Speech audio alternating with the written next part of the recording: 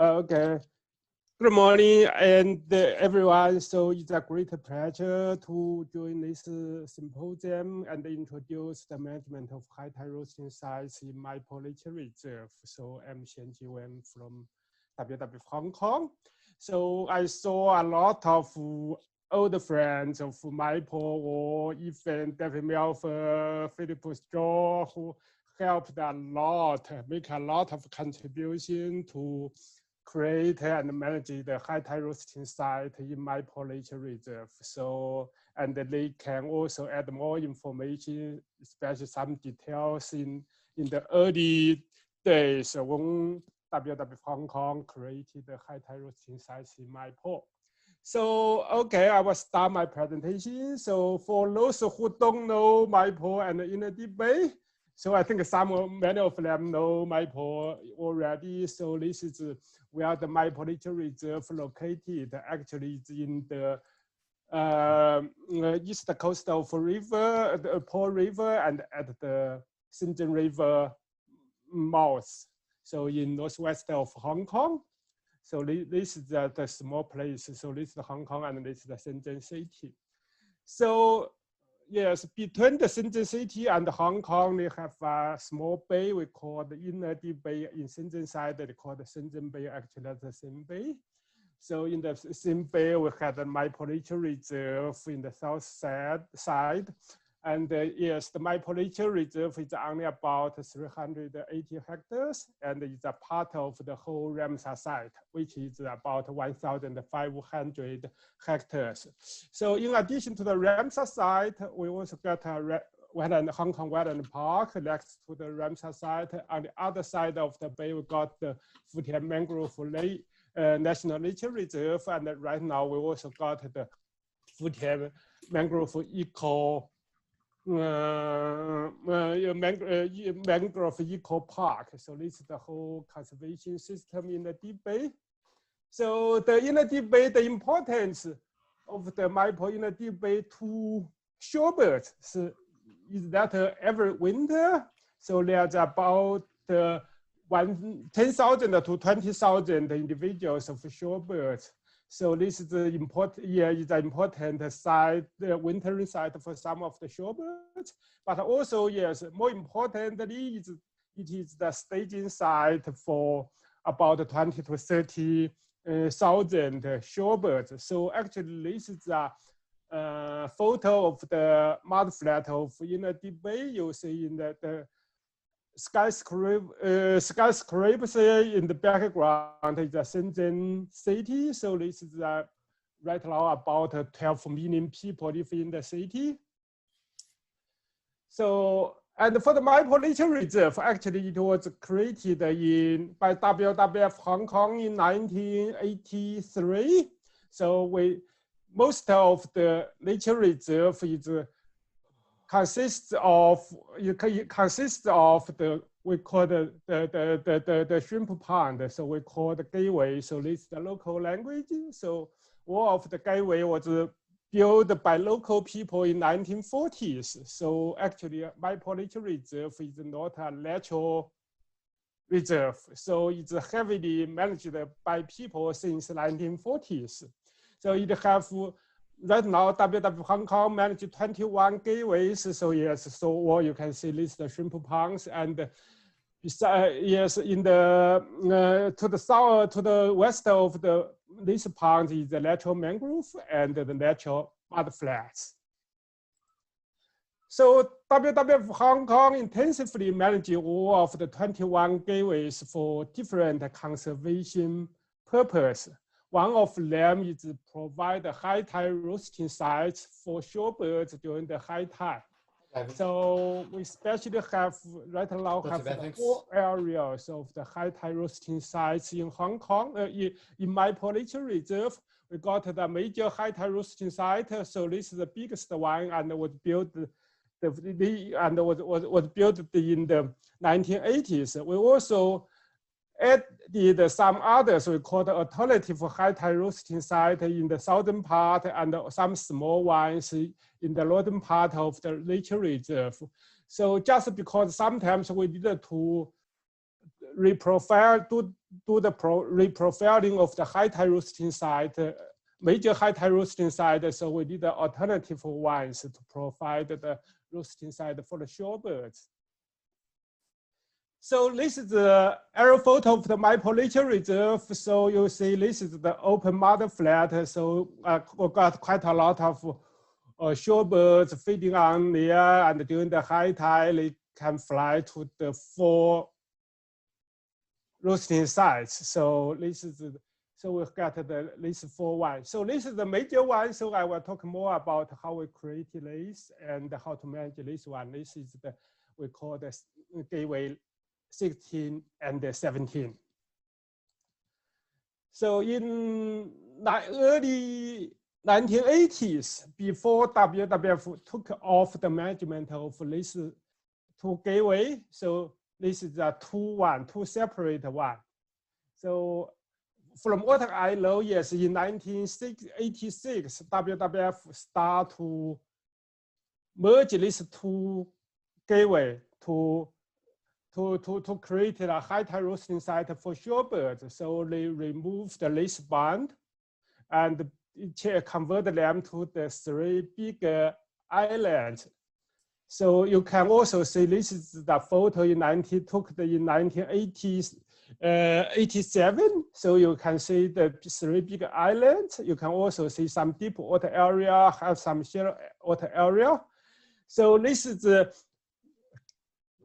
Google Earth photo taken in 2000. So you can still during the when the gateway was refilled by water. So you can still see 3 big islands. And when the water was a little bit lower, you can see some small islands there. So the total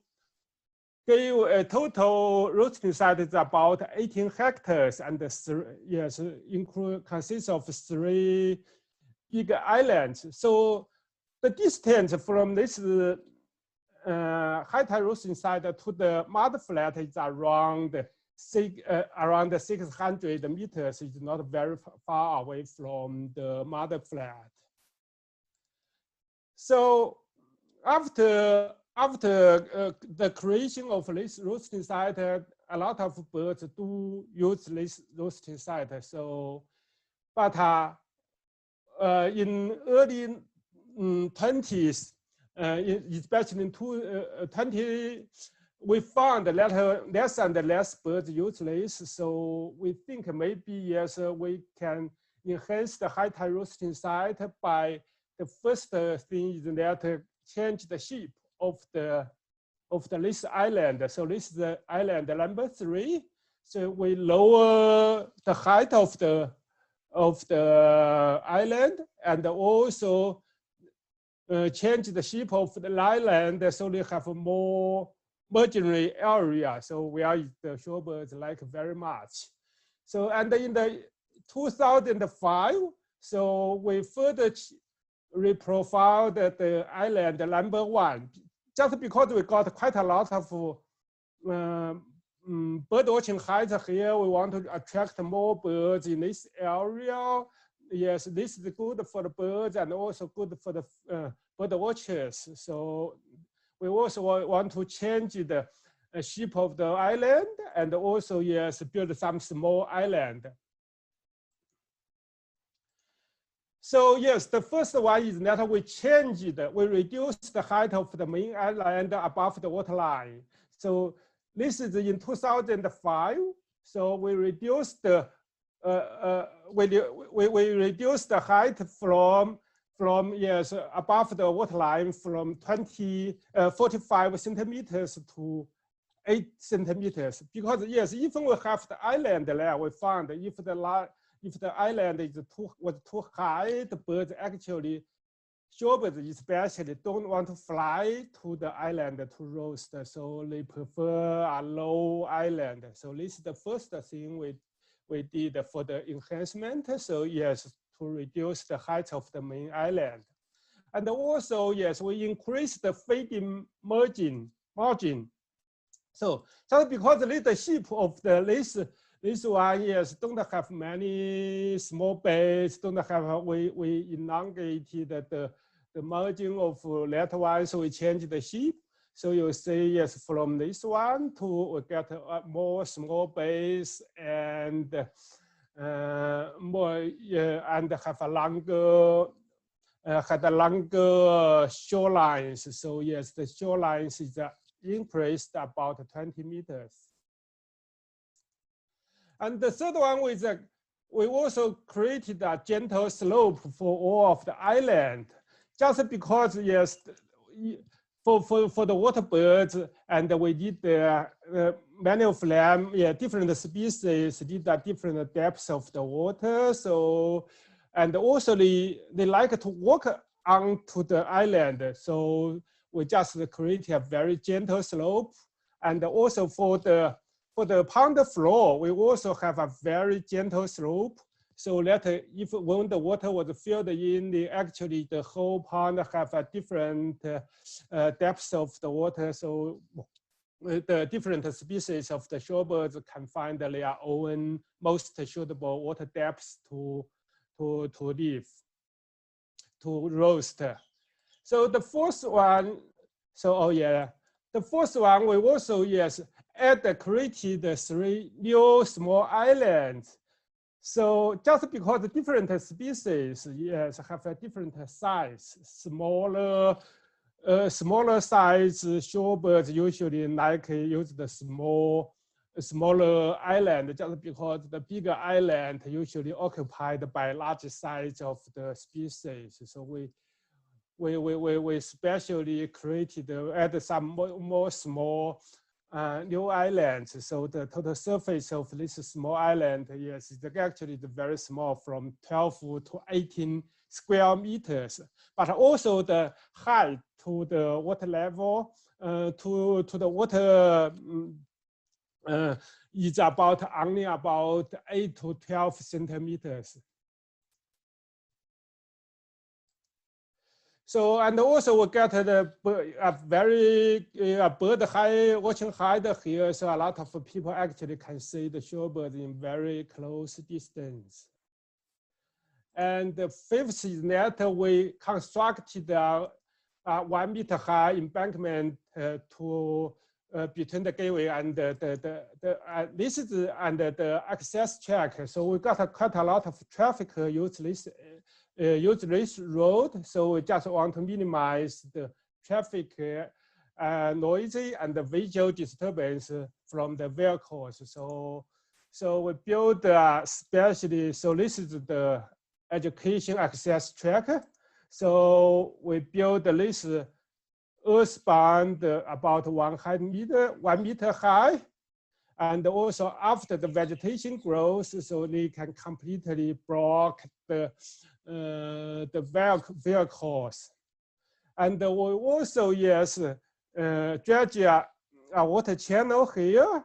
So this is actually for all of the gateway, we have this perimeter water channel. So it's about 1 meter, usually about 1 to 1.5 meters deep. And also you see all of this is the pond floor, so we keep the water level. Usually average water level is about 0.3 meters, but because I mentioned before, so the pond floor actually have a very gentle slope. So some places have a shallow water, a little bit shallower than 30 centimeters. Some of them is deeper than this one. So, okay, so after enhancement, what's the results? So the average shorebird number actually increased 13%. And also the area used. So this is the area 6.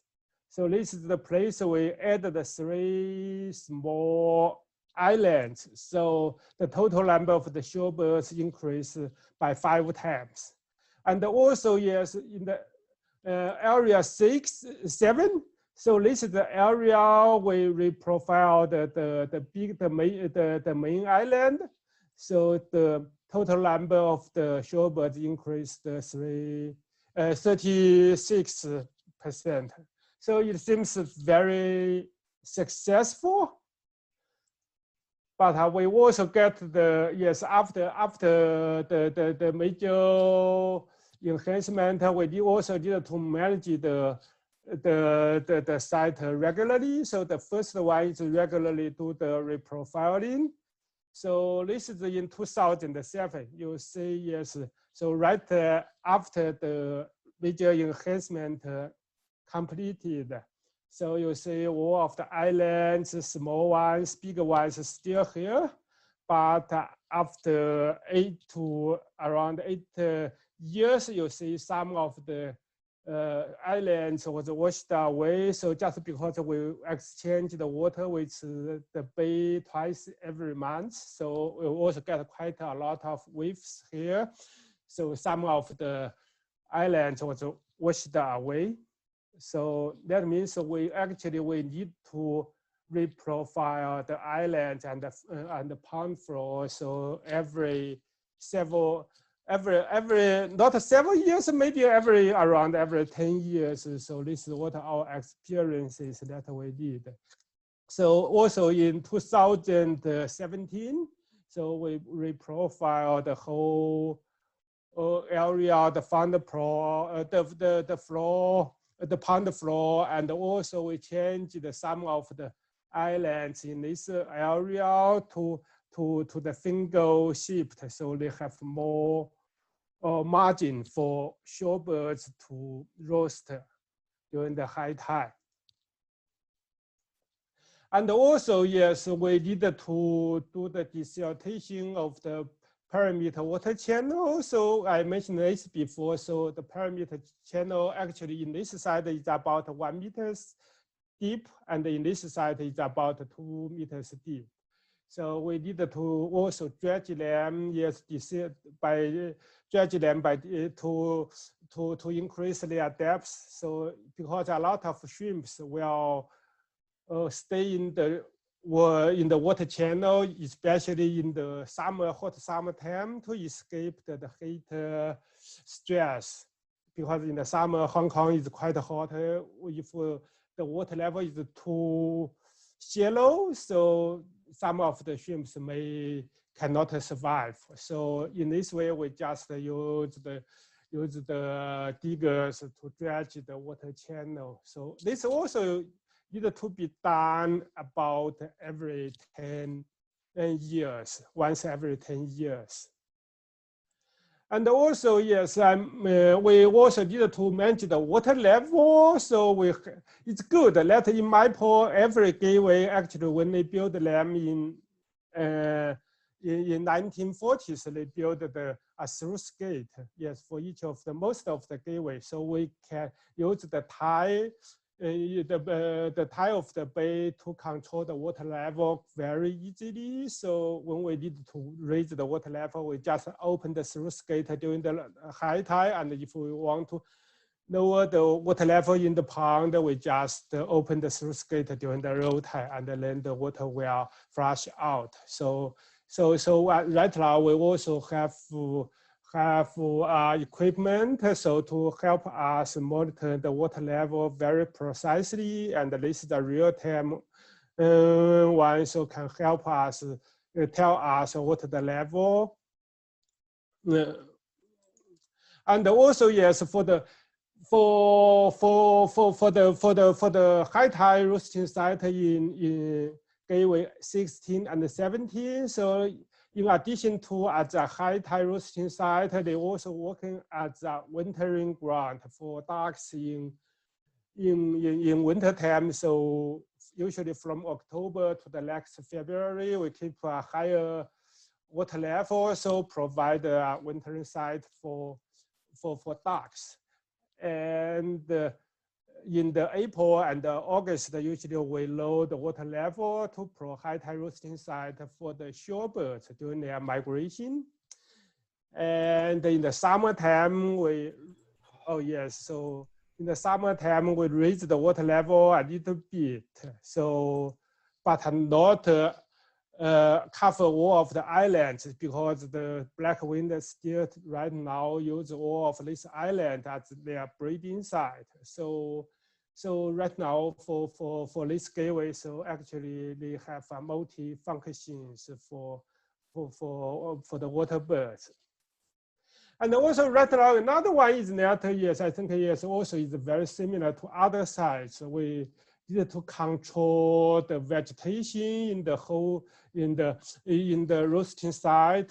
So we use a different methods. So sometimes, yes, we raise the water level, we try to flood the whole island and to control the growth of the grasses. And also we try to use a rototiller to rototill the soil.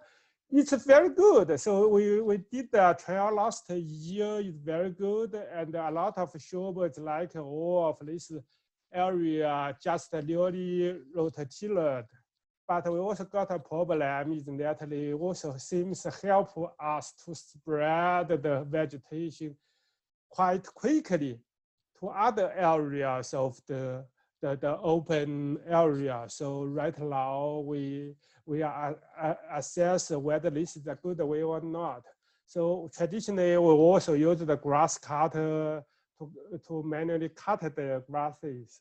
And actually we also use small, sometimes we also use the chemical control, a little bit of herbicide, but right now we stop it.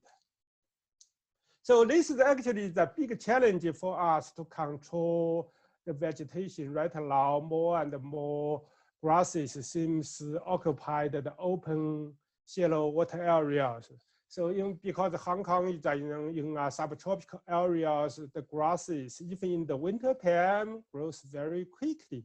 So this is usually after we do the completely cutting, 3 days after cutting. So yes, you can see the grasses grows, and yes, after 20 days, so they also almost grows very tall. So this is one of the big challenges for us, and also yes, for all of the band, we cut them once a year. So just try to remove all of the saplings. So we don't want to. We just want to keep the roosting site as open as possible. So just also remove the tall trees. So I think this is what we have done here in my pool. So so this is a typical photo. Yes, we hope we always can keep, but still we got quite a lot of challenge here in my pool also. So that's all from me, and thank you so much.